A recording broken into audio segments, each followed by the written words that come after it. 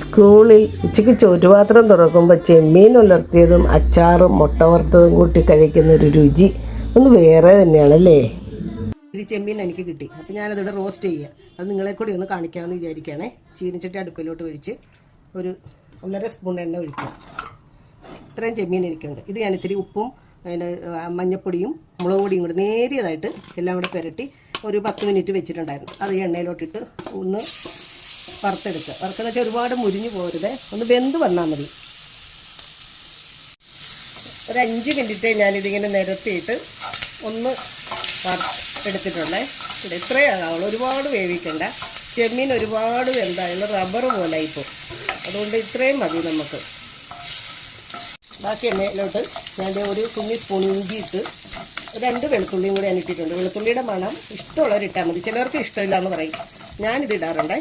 അതിൻ്റെ കൂടെ തന്നെ ഒരു 2 സവാള പൊടിപൊടിയായി എറിഞ്ഞത്, 2 പച്ചമുളക്, കുറച്ച് ചുവന്നുള്ളി ഇച്ചിരി അധികം ഇട്ടാൽ നല്ല ടേസ്റ്റാണ്. ഇതെല്ലാം കൂടെ ഇട്ട് നല്ലപോലെ ഈ എണ്ണയിലോട്ടൊന്ന് വഴറ്റിയെടുക്കണം. ആവശ്യത്തിന് വേപ്പിലയും കൂടി ഇടുക. ഇതിവിടെ കിടന്ന് നന്നായിട്ടൊന്ന് വഴന്ന് വരണം. ഉപ്പ് ഇടണം. സവാള എല്ലാം ഇടുന്നുണ്ട്, പച്ചമുളക് കൂട്ടെല്ലാം നല്ലതുപോലെ ഇതുപോലെ വാടി വന്നിട്ടുണ്ട്. ഇതിലേക്ക് ഞാൻ 2 സ്പൂൺ മുളക് പൊടി, ഒരു 1/2 സ്പൂൺ മഞ്ഞൾപ്പൊടി, ഒരു ചെറിയ സ്പൂണിന് ഇത്തിരി മസാല, ഇതും കൂടെ ഇട്ട് നല്ലതുപോലെ ഒന്ന് ഇളക്കി വരികയാണേ.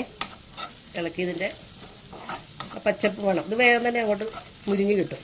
അതിലോട്ട് 2 മീഡിയം സൈസുള്ള പഴുത്ത തക്കാളി അരിഞ്ഞ് വെച്ചത് ചേർക്കുകയാണ്.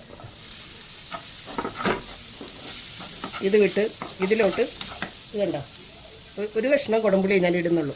അതും അതിൻ്റെ ഈ വെള്ളവും കൂടി ഒന്ന് ഒഴിച്ച് ഇളക്കി ഇത് നല്ലൊരു പേസ്റ്റ് രൂപമാകണം, കുഴഞ്ഞ് ആ പാകമാകട്ടെ. ഗ്രേവി ഈ പരുവാകുമ്പോഴത്തേക്കും നമ്മൾ വറുത്ത് വെച്ചിരിക്കുന്ന ചെമ്മീൻ ഇതിനകത്തോട്ട് ഇടുക.